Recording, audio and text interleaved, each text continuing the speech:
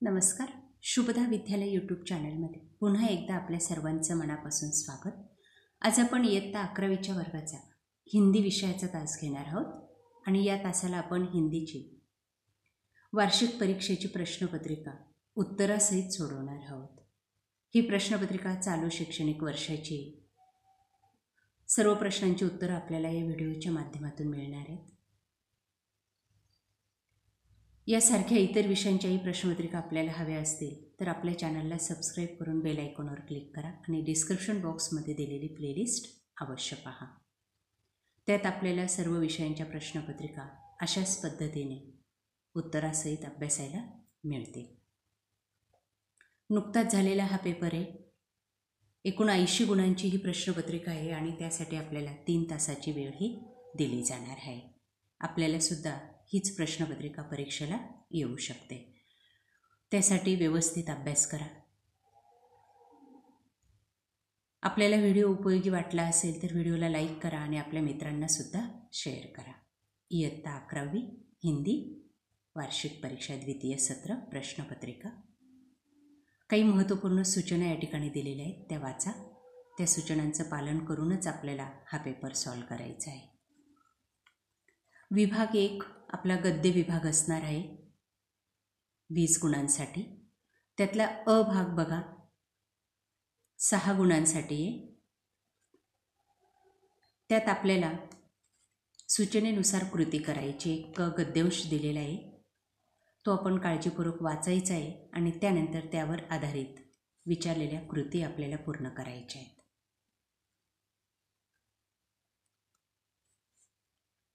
या सर्व कृतींची उत्तरं आपल्याला या गद्यांशमध्येच मिळणार आहेत.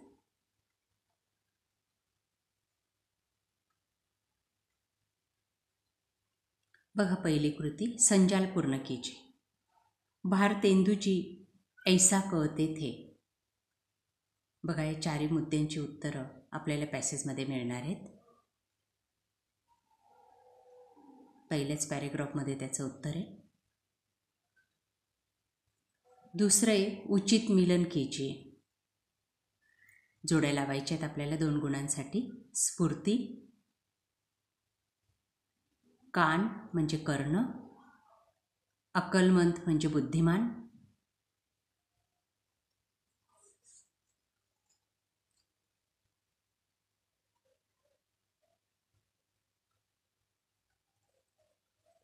त्यानंतर तीसरी कृति देश प्रेम इस विषय पर अपने विचार लिखिए. पाठ के आधार पर आप लिख सकते हो. आ भाग त्यात पण पुन्हा एक पठित गद्यांश दिलेला आहे, पाठ्यपुस्तकातलाच उतारा दिलेला आहे 6 गुणांसाठी आणि त्यावर आपल्याला कृती पूर्ण करायची आहेत. बघा पहिली कृती, संजाल पूर्ण कीजिए. आलोपी दिन ने हंसते हुए वंशीधर से यह कहा. 4 गोष्टी उतार्याच्या आधारे लिहायचे. बघा दुसऱ्याच पॅरेग्राफमध्ये दिले आलोपदी हसकर. तिथल्या 4 गोष्टी तुम्ही उचलायच्या आहेत. आकृती पूर्ण करा. हम उनसे नहीं जो कौड़ियों पर अपना यह बेच दे.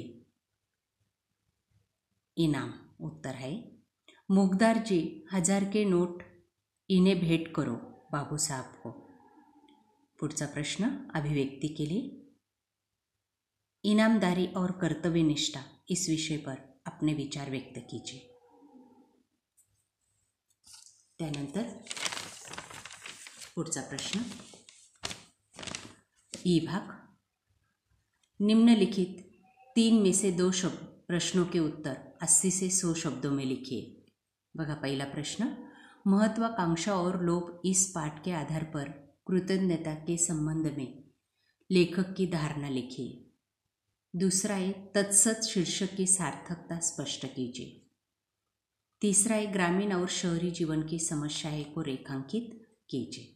आपल्याला या सर्व प्रश्नांची उत्तर हवी असतील तर डिस्क्रिप्शन बॉक्समध्ये दिलेली प्लेलिस्ट पहा किंवा आपल्या चॅनलच्या होम पेजवर जाऊन 11वी हिंदीची प्लेलिस्ट पहा. पुढचं, साहित्य संबंधी सामान्य ज्ञान पर आधारित निम्नलिखित प्रश्नों के उत्तर एक एक वाक्यों में लिखिए। पहला है, टेलीविजन के लिए समाचार वाचक की 2 विशेषताएं लिखिए। दूसरा है, प्रेमचंद जी कौन से वर्ग के मसीहा रहे हैं। तीसरा है, रेडियो जॉकी के आवश्यकता 2 गुण लिखिए। और चौथा है, रांगेय राघव की प्रमुख 2 कृतियाँ लिखिए। प्रश्न दूसरा, विभाग 2 के लिए 6 अंकों के लिए। अ विभाग, निम्नलिखित पद्यांश पढ़कर दी गई सूचनाओं के अनुसार कृतियाँ कीजिए। बघा, या ठिकाणी एक कविता दिलेली आहे आपल्याला पाठ्यपुस्तकातली। ती कविता आपण वाचायची आणि त्यानंतर तिच्यावर आधारित विचारलेल्या प्रश्नांची उत्तरं लिहायची। बघा ती प्रश्न, आकृति पूर्ण कीजिए। पद्यांश में इन दोनों को समान महत्व देने को कहा गया। कवितेतच त्याचं उत्तर आहे, 2 गोष्टी लिहायच्या आहेत।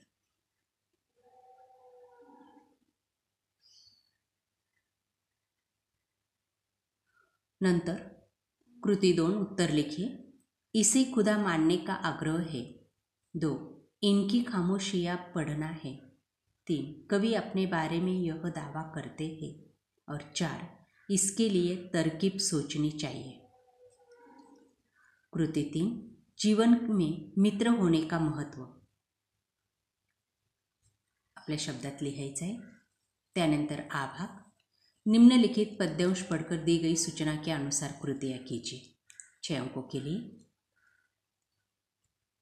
कविता दिलेली आहे। बघा त्याची कृती, आकृति पूर्ण कीजिए। जब समुद्र तट पर जहाज लगर पड़ा तब।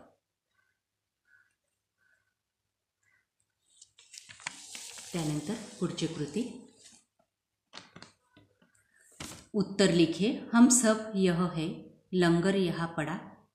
तीसरी कृति, मातृभूमि की महत्ता स्पष्ट कीजिए कविता के आधार पर।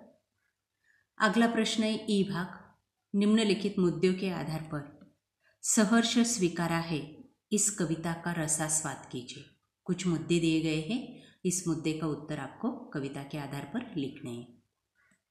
अथवा किंवा के लिए अगला प्रश्न है, विश्व बंधुत्व आज के समय की आवश्यकता, इस विषय पर अपने विचार स्पष्ट कीजिए।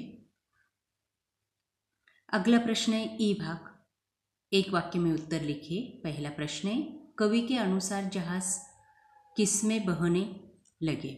दूसरा है, डॉक्टर राहत इंदुरी जी की प्रमुख कृतियाँ के नाम।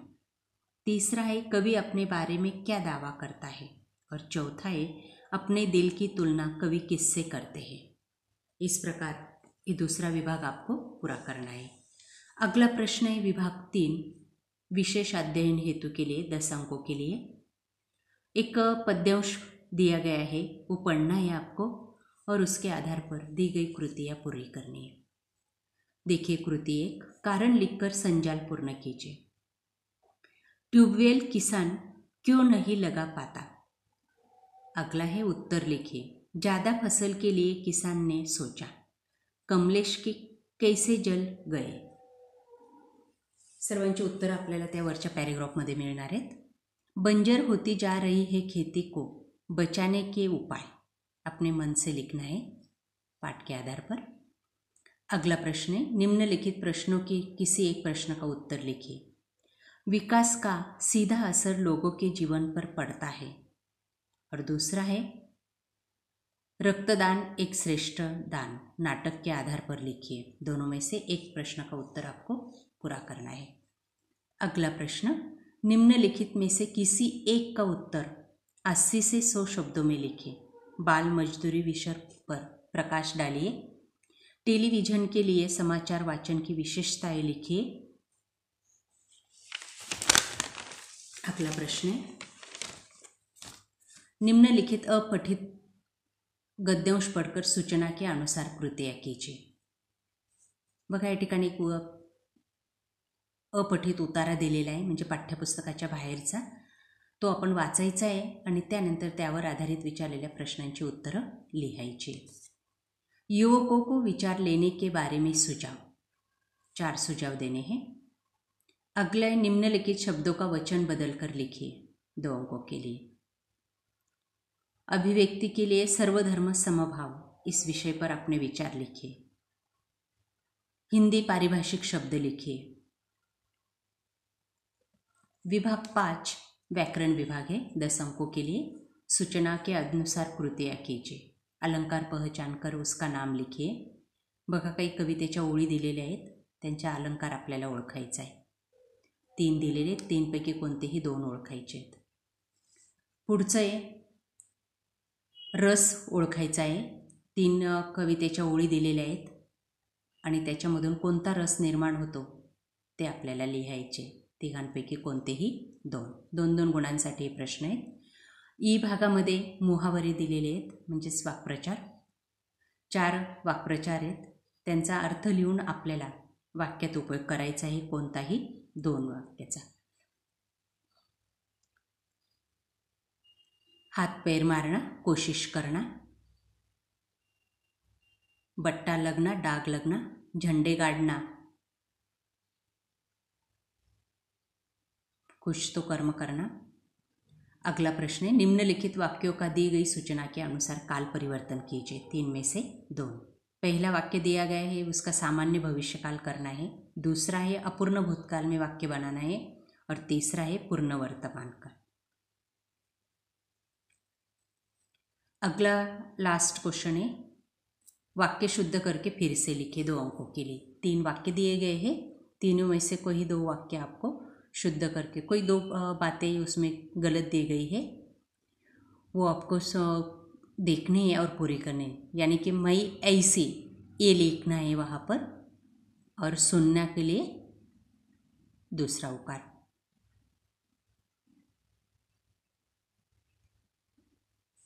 अशा पद्धतीने विद्यार्थी मित्रांनो आज आपण